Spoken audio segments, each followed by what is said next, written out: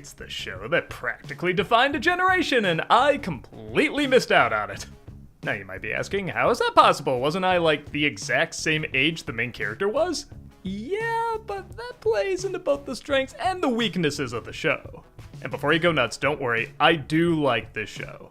Not only do I very clearly see why it connected with a lot of young people, but I also found myself as an adult really getting into it. This show can be really, really funny. At its best, I'd say it's kind of up there with peak Simpsons writing. The characters are very likable and funny and interesting.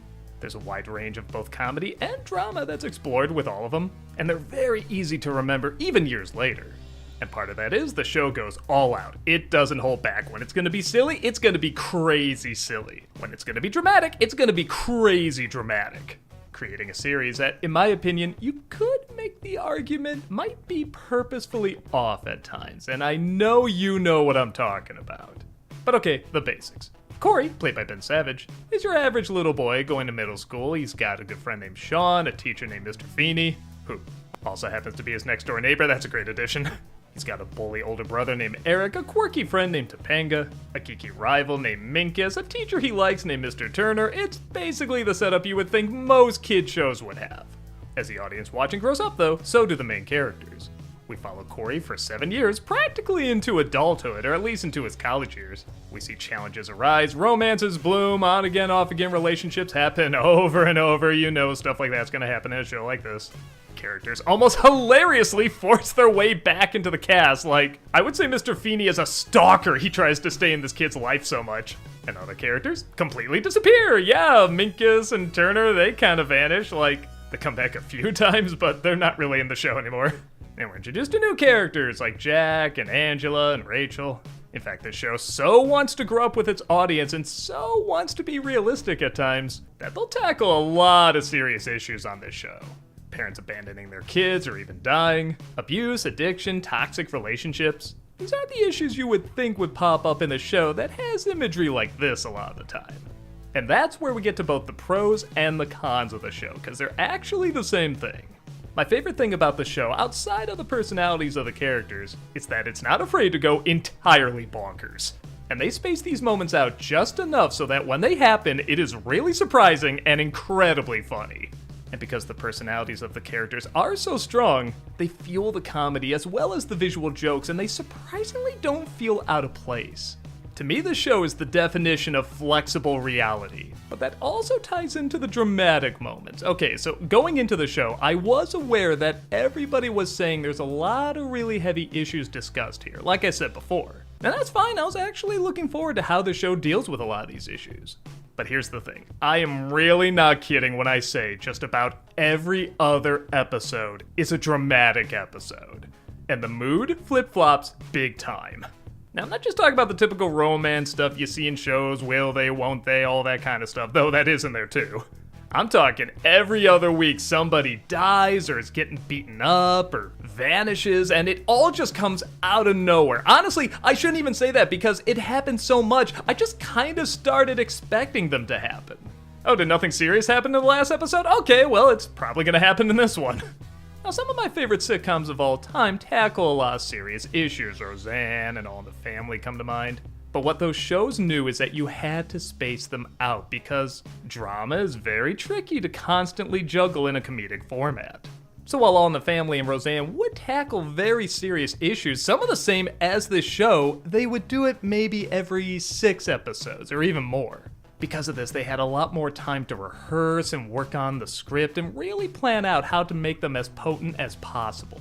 Really make them feel organic and not like they just came out of nowhere. Boy Meets World does not do that. And make no mistake, everyone is clearly trying their best. The writers, the actors, and a lot of times they are succeeding. But they happen so consistently and with such little segue, they are crazy jolting. A lot of people told me it's like a soap opera, and sometimes I see that, like I said, especially between the relationship between Cory and Topanga. But it's so bizarre to have one episode where, yeah, just Cory and Topanga can live in Hawaii selling coconuts, and it's really goofy and wacky, but then another character is at the grave of one of his parents. Honestly, as an adult, it got to a point where the segues into the dramatic moments were actually becoming funnier than the literal jokes written for the show. So you might think that means the show is bad, and here's where it gets tricky. Remember when I said I was the same age as Cory when I started watching the show and I didn't really get into it? Like, it was fine, it just didn't grab me that much. Well, I think the show is doing in a much better way what a show like Saved by the Bell was doing. It's about kids in high school, but it's not really made for kids in high school. It's made for kids several years under them. And I actually think that's a very smart thing to do because then it prepares kids for problems like this. In fact, not every kid is going to go through these exact problems, but they're probably going to know somebody who goes through similar problems. And they'll be ready to know how to react and be supportive. With that in mind, I don't think I need to tell you, kids' emotions really go back and forth as they grow up, don't they? They can experience the highest of highs and the lowest of lows in literally a second. Because of that, I do think going back and forth between the comedy and drama so jarringly does speak to a lot of younger people. To an adult, you might be looking at some of these characters saying, oh my god, how much drama is in their lives? How much do they have to go back and forth? How much do they have to ruin a moment or make it all about them or be so selfish or just keep learning the exact same lessons over and over? But to someone about that age or younger, that is kind of what they go through. It's a fascinating kind of emotional storytelling that isn't exactly getting the facts or details of that age right, but getting the emotions of that age right. I guess the best comparison you can draw is maybe Breakfast Club. Like, no kid in high school talked like that. This is how people who grew up and look back at high school talk. But what they are discussing is very heavy and very real. It's just not usually talked in that way or at that time. And whether the show was aware it was doing it or not, I think it was setting the stage for the emotional journey a lot of young people were about to go through, or even were going through. So, as an adult, I did find a lot of these dramatic transitions really cringy. A part of me gets it, you just can't have all these dramatic moments happen organically when there's just so many of them. But you could make the very strong argument that's how kids that age and younger see the world. So yes, I think for any young person watching this show or growing up with this show, they're gonna get a lot out of it. I would just say be about the same age as the main character, or preferably a little younger. But even with that said, if you're older than the main character, are you not gonna like it? No, I think there is a lot to enjoy. The constant dramatic moments will probably get tiring after a while, but not only are they talking about important subjects, but when the show is funny, it is really funny. And again, I feel like the humor grows up with its audience. The first season is fine. Again, it's kind of a family show and has a little bit more center on the kids and kid humor. But with every passing year, the humor grows up a bit. It gets a little bit more risky. They do say stuff that they wouldn't really say in the first season. And like I said, it's not afraid to go crazy. And at the center of it are these characters that are very, very likable. Are they perfect? No, sometimes the main four boys can have the exact same type of stupidity, and that can be a little weird. Like, in The Simpsons, Homer's gonna have a different stupidity than, say, Moe, or Bart, or Barney. Sometimes here it's like Huey, Dewey, and Louie in the first season of DuckTales the reboot. Like, the comedy between them can be a little interchangeable, and sometimes it might be a little too stupid. Some of the characters are a little inconsistent that way, but for the most part, they do have really strong identities that stick with you. When you get to the final episode, which I won't go into spoilers with, you do feel these characters have really grown. And yeah, it is a little weird, not everybody's there for the final episode, some characters just randomly drop out.